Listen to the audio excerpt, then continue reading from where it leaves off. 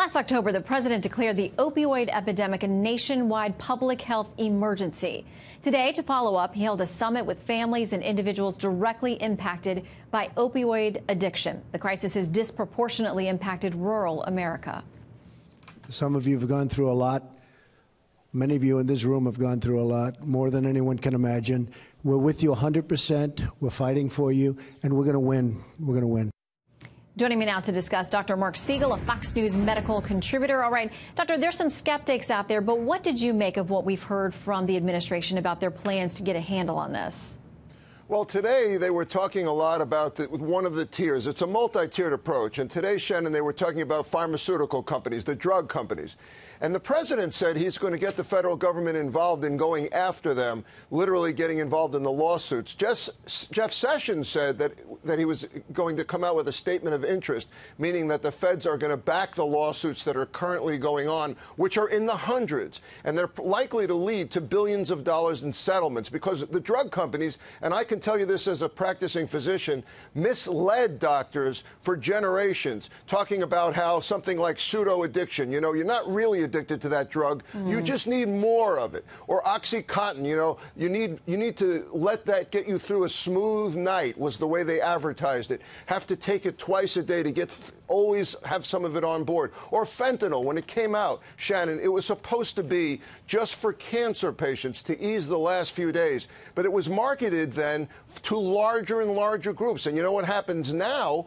You have illicit chemists making incredibly powerful fentanyl that's leading to most of the overdose deaths that we're seeing. So you see how this evolved. It evolved through false marketing, false ideas, and misleading doctors and the American public. Now, doctors are still at fault for this because we doctors wrote the prescriptions. And so Jeff Sessions does have an opioid fraud squad that just laid down its first indictment, you know, to get doctors that are really the pill mills out of there.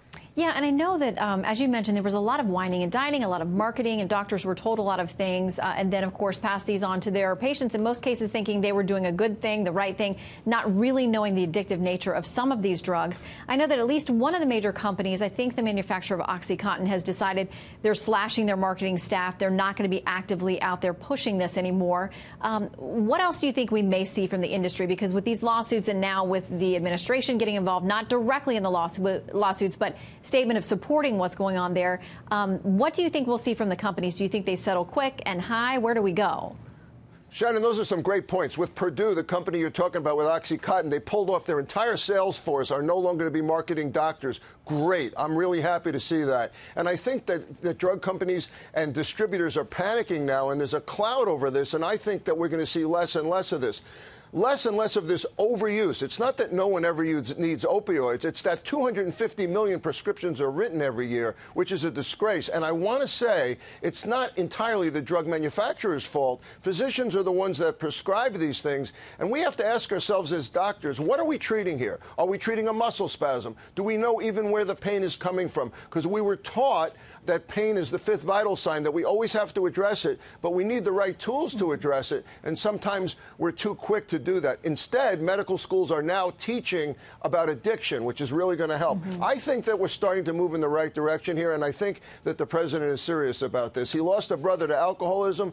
This is the time, because over 60,000 overdose deaths a year from prescription drugs, and the illicit drug use starts with prescription drugs most of the time. Yeah, and they've made such a public opening on this, and they have made a lot of promises to these people who have suffered and those who have lost. So a lot of folks are watching across the country and really around the world. Doctor, thank you very much for weighing in. Let's hope the muscle backs it up, Shannon. I really hope so. We need it. Yeah, we do. Thank you, sir. Always good to see you.